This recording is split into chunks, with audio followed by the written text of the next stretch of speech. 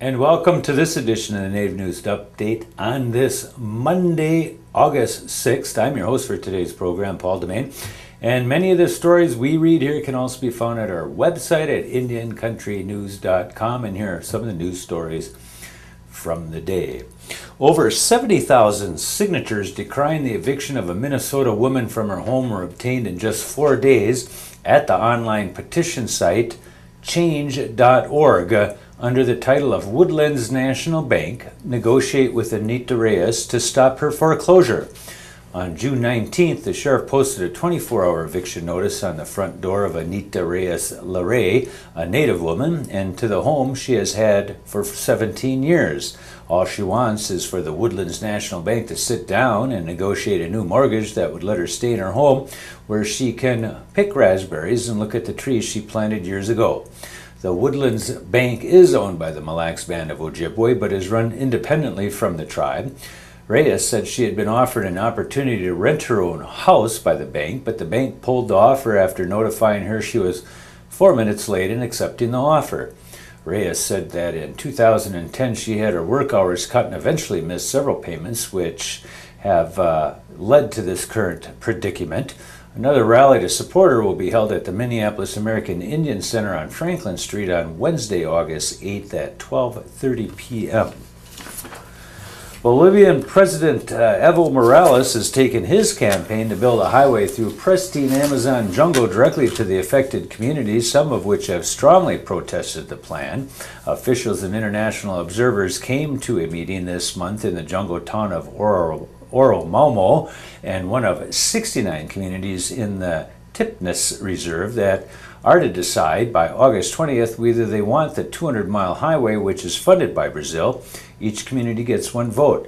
Morales' government says the project will help the nation's economy, but Bolivia's main lowlands Indian Federation has bitterly denounced it, saying it would cause environmental damage in a now underdeveloped area believed to hold deposits of minerals and oil. The Federation has urged a boycott of the consultation process, arguing it is stacked in favor of Morales' side because it allows voting by recently arrived ranchers, cocoa farmers, and other settlers whose connection to the land is less intense.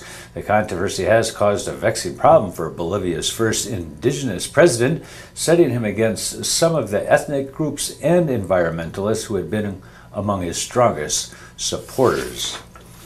Foodies are rejoicing as the 60th Cherokee National Holiday Traditional Indian Food Cook-Off nears, and it's not too late to enter. The tasty competition takes place from 1 to 5:30 p.m. on Sunday, September 1st, just west of the tribe's main complex in Tahlequah.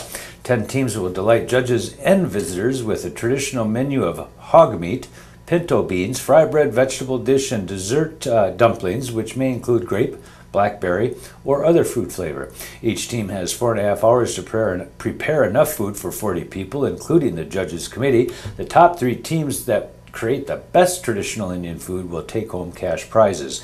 The deadline to apply is 5 p.m. on Wednesday, August 15th. Once the judges make their selections, the public can buy a plate while it lasts.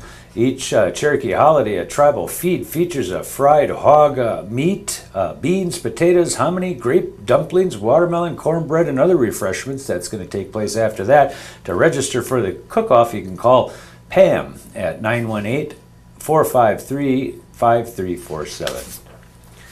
The Oglala Sioux Tribe said it has received notice that the federal government will provide temporary and permanent trailers for families recently displaced from their homes because of storm damage. Tribal spokeswoman Donna Solomon says in a news release that the Bureau of Indian Affairs notified tribal officials that 39 short-term FEMA trailers and 6 to 8 permanent trailers will be made available soon.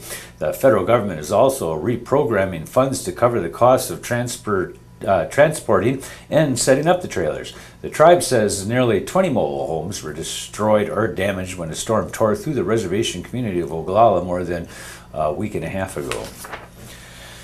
Confederated Salish and Kootenai tribal leaders have decided to distribute about half of a $150 million settlement with the U.S. government that is separate from Cobell over mismanaged land royalties to enrolled tribal members while keeping the other half for future programs.